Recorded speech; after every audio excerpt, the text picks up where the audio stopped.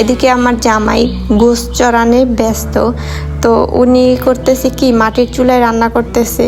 দেখতে পাচ্ছেন উনি আবার এগুলো ভালো রান্না করতে পারে। তো মাংসটা প্রথমে আমরা কিভাবে রান্না করব সেই উপকরণটা আমরা দেখাই দিব।